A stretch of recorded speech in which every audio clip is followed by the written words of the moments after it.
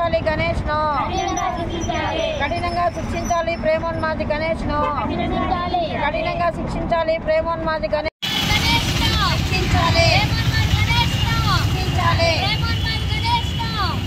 మహిళలకు భద్రత మహిళలకు భద్రత మహిళలకు భద్రత శిక్షించాలి ప్రేమోన్మాది గణేష్ ను శిక్షించాలి ప్రేమోన్మాది గణేష్ ను శిక్షించాలి ప్రేమోన్మాది గణేష్ ను శిక్షించాలి ప్రేమోన్మాది గణేష్ ను శిక్షించాలి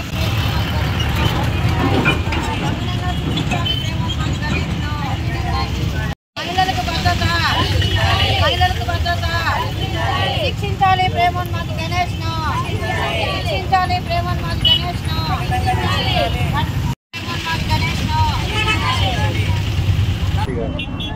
అన్నమయ్య జిల్లా గుర్రంకొండలో గాయత్రి అనే అమ్మాయికి పెళ్లి కుదిరి నిశ్చితార్థం అయిన తర్వాత ఆ అమ్మాయిని ప్రేమిస్తున్నానని వన్ సైడ్ లవ్. ఆ అమ్మాయి ఏం ప్రేమించలేదు. గణేష్ ఆ అమ్మాయిని ప్రేమిస్తూ ఆ అమ్మాయికి పెళ్లి కుదిరిందనే విషయాన్ని తెలుసుకొని ఆ అమ్మాయిని యాసిడ్ పోసి చంపాలనుకోవడం చాలా దుర్మార్గము.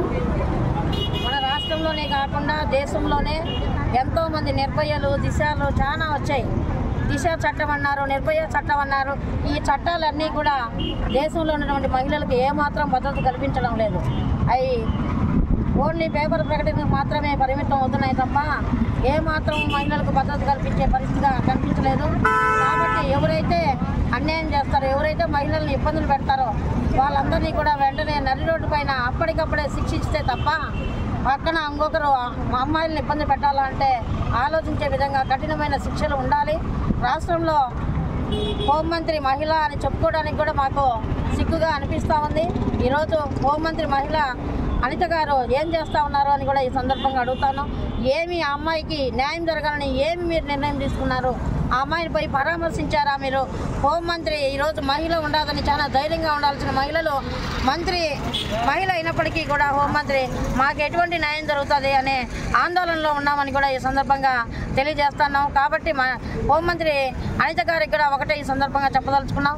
రాష్ట్రంలో మహిళలకు భద్రత కల్పించడంలో మీరు కీలక పాత్ర పోషించాలి. ఎవరైనా అమ్మాయిలను ఇబ్బంది పెట్టాలని అనుకుంటే వాళ్ళు భయపడే విధంగా మీరు కఠినమైన చట్టాలను తీసుకొని రావాలి. అలా తీసుకొని వచ్చినప్పుడే మీరు నిజమైన మహిళా హోంమంత్రిగా పేరు తెచ్చుకుంటారని కూడా అనిత గారికి కూడా ఈ సందర్భంగా తెలియజేస్తా ఉన్నాం. ఈరోజు ఒక అమ్మాయిని చంపేస్తున్నారంటే చాలా అప్పుడప్పుడే ప్రకటనలు చేసేస్తారు తప్ప దాన్ని అమలు చేసే పరిస్థితి ఎక్కడా లేదు. అమ్మాయిలను అన్న తల్లిదండ్రులు మాత్రం ఎప్పుడు ఏ టైంలో ఏం జరుగుతుందో అని గుండెల కాడ రైళ్లు పరిగెత్తా ఉండి టెన్షన్లు పడే పరిస్థితి ఈరోజు ఉంది. రాష్ట్రంలో ఉన్న ప్రభుత్వం కానీ కేంద్రంలో ఉన్న ప్రభుత్వం కానీ ఎక్కడైనా కానీ మహిళలకు అమ్మాయిలకు జరిగే అన్యాయం పైన ఎవరు కూడా సీరియస్గా నిర్ణయాలు తీసుకోలేకపోతా ఉన్నారు. అది ఎందుకో మరి అర్థం కాకుండా ఉంది. కానీ మహిళల పైన జరిగే అన్యాయాలకు అమ్మాయిల పైన జరిగే అఘాయిత్యాలకు మాత్రం ఖచ్చితంగా కఠినమైన చర్యలు తీసుకునే విధంగా మీరు చట్టాలు తీసుకురావాలి. దిశ చట్టం, నిర్భయ చట్టం ఈరోజు అమ్మాయిలకు కాపాడే విధంగా లేదు.